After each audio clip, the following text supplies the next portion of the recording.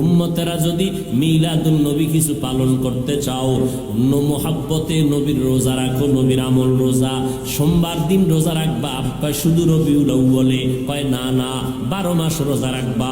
নবীও রোজা রাখছেন 12 মাস সোমবার দিন, কারণ নবী বুঝাইয়া দিলেন মিলাদুন নবী শুধু বছরে একবার না, 12 মাস মিলাদের আমল করো।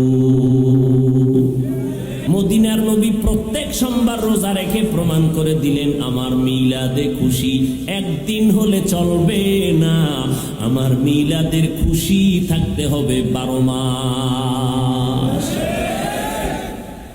আমার নবীর উত্তম আদর্শের মতো আদর্শ জমিনে আর নাই।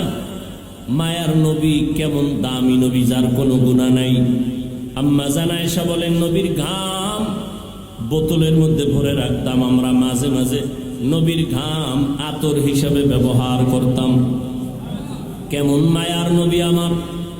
নবী একদিন হাঁটতেছেন, নবী তো একদিক দিকে তাকায় হাঁটতেছেন, নজর নিচে, কিন্তু কানের মধ্যে আওয়াজ আসতেছে পেছনে যারা কারা হাঁটতেছে।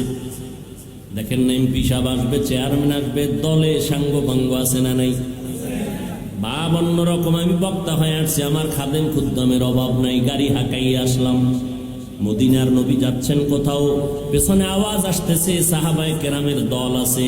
নবী জায়গায় বসে বললেন, সাহাবায়ে কেরাম বসে বললেন।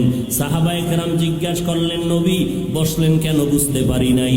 কয় তোমরা আমার পেছনে হাঁটো, মানুষ মনে করবে আমি কত জানি দামি, আমার দবদবা আর কত শান শওকাত। আমি এটা দেখানোর জন্য দুনিয়ার মধ্যে আসি নাই। আল্লাহ পাক আমাকে চূড়ান্ত আদব শিক্ষা দিয়েছেন। আদাবানি রব্বি ফা আহসানা তাদিবি, আল্লামানি রব্বি ফা আহসানা তালিমি। আল্লাহ আমাকে আদব শিখাইছেন, আমি দবদবার সাথে হাঁটবো না, আমি ভাবসাব নিয়ে চলবো না, আমি একা একা চলবো।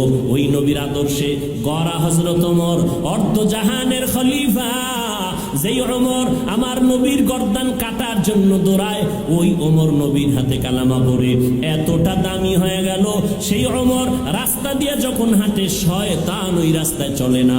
একটা মিনিট চিন্তা করে দেখেন কেমন মানুষ ওমর। এটা মানুষ না অন্য কিছু, যে শয়তান তারে ভয় পায়। আল্লাহ নবী বলেন আমার আদর্শ এত সুন্দর, আমার আদর্শের মতো উত্তম আদর্শ জমিনে আর কারো নাই, কারণ দুনিয়াওয়ালা মানুষের আদর্শ না পাক। আর আমি মুহাম্মদ 63 বছরের জীবনে একটা মিথ্যা কথা বলি নাই। ও দুনিয়ার মানুষ, একজন নেতার নাম বলো যেই নেতা জীবনে মিথ্যা বলে নাই। আসেনি কোন নেতা? কয়েকবিধ জীবন কেন, বয়ানের আগেও মিশা কইয়া বয়ানে ঢুকছি, আবার বের হইয়া মোবাইলের দ্বারা মিশা কথা শুরু করব। এই গজবের মোবাইলে এত পরিমাণ মিথ্যা কথার জিকির উঠাইয়া দিল, চর্চা করাইল, মনে হয় যেন জাহান্নামের ফ্যাক্টরি হাতের মধ্যে লয়া দৌড়াইতেছি।